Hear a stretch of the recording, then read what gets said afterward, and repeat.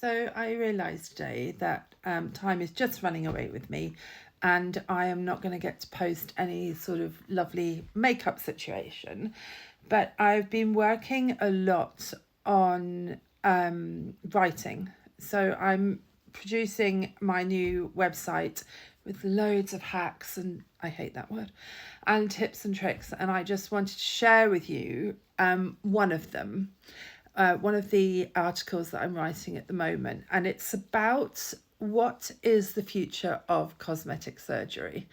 Now, back when I was 23, I had lip fillers, and I thought my mouth was awful, and I just wanted this big, beautiful, glowy mouth. So I went and had lip fillers put in, and for the first week, it was just absolutely brilliant. I thought having two pillows fighting underneath a duvet was really the way forward.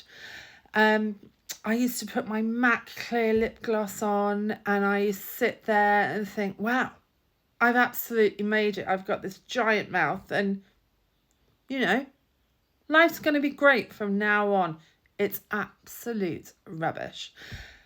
My life didn't get any better. I wasn't sadder. I wasn't happier. I wasn't more popular. I wasn't less popular. I was just me. But what I did get out from it was an intolerance to seafood and a face that just likes to swell up. Moon face. And it's just annoying. And I wish I'd never done it. And I'm just so happy to read. I've been reading articles today about not my generation, not the next generation, but I think about 2 or 3 generations away. I forget I was born in the 1970s, and there are people that are adults now that were born in the year 2000 when I was at a rave in the Dome in London. Anyway, I digress.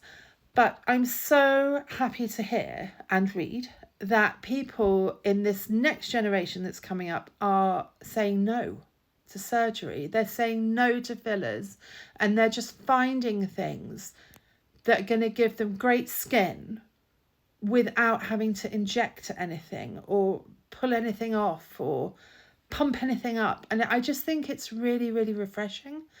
I just noticed, because I live in rural France and I don't see people a lot, but when I do go out here, it's not a thing here. Plastic surgery it really hasn't reached France as a whole. Maybe more in the south, but certainly in Paris, you don't see it very much. You don't see it, definitely not where I live.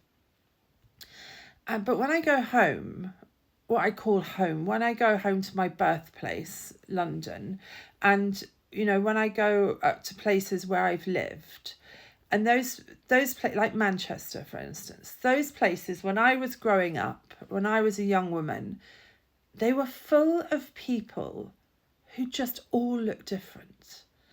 So many cultures, so many different people, so many different faces, interesting faces, not perfectly shaped faces, just amazing people. I used to watch these in college. I used to watch this gang of goth people.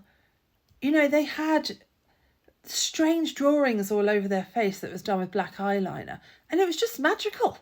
They were just magic. They were someone to look at and just be like, God, I really want to go home and do that, even though I wasn't gothic.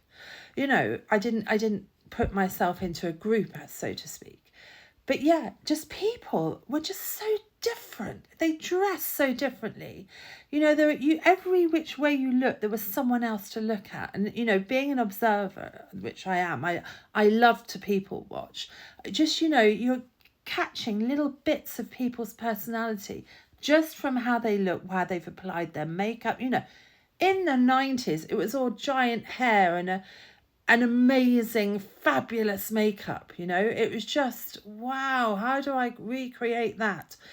And it was just such an exciting time. But maybe just being young was such an exciting time. But anyway, now when I do get to go back to London or Manchester or wherever, back to the UK, and I step off whatever mode of transport I've taken to get there, and I just am so disillusioned by the frozen faces of my generation, so people that are in their 50s.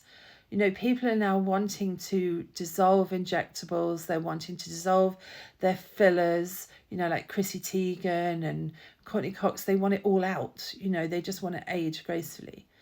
And it's just soul destroying to see everybody's eyebrow shape looks exactly the same. It looks like they're wearing some sort of transparent office file on their face, you know, done really well, perfect. But when it's not done really well, you do look like you're just wearing some office situation, you know, clear plastic with some dead skin cells. And I mean, it's just not a good look. And the lip pouts now, which are the top lip is underneath here. You know, it's here, it's underneath the base of the nose. That you have this and a Cupid's bow, it's supposed to be seen. So yeah, I'm just, you know, everyone, you know, when people are like filling their face full of who knows what, and what's the consequences going to be, you know, later on. And the cheeks are moving independently from the face. And, you know, they do get, you know, with the eyebrow, the lip, the fillers, you do get a bit of a moon face situation going on where the face is taut but in more of a round, yeah, it's a moon face. Look, I've been trying to get rid of that since I had lip fillers at 23 and my face blew up to an intolerance of seafood, which I lovingly have now. But yeah, it's just, I'm so happy that people are now saying no to this stuff. And, you know, keep going, you know, because if you spend all of this money, and it's not cheap, and it, you know, and now it's like radio frequencies. I love a bit of radio frequency and electromagnets and ultrasound, and this is the new way without injecting the face. It's doing all these other lovely energy things to the skin. Great, but it's still expensive. So, you know, what I've always said is good skincare, great skincare, and I swap and change my skincare with the seasons, and I move it all around and I try different things. And, you know, I will always advise you on skincare. You can check out my website and just what to do and what not to do. And it's simple things, really, really simple. So, you know, you could spend all of this money, end up broke, and have gels. Or you could do really great skincare, really great skincare and end up with skin like your grandmother, you know, which is just beautifully soft and it all smelled of lovely powdery roses. And all they ever used was Pond's cream. So you got to really think about these things, girls. You know, we don't need it. We are great. Whoever we are great. We look great. Make the best of what you've got. You don't need to inject yourself. And this new generation that are coming up and saying no to fillers, get a thumbs up from me. So that's my rant over. And no, I haven't done any makeup and I'm completely makeup free today. But I'm going to put in the link my new website. It's very much in its infancy, but it's got lots of information in there and some humour. So have a great evening, if that's the time it is for you now, or good morning.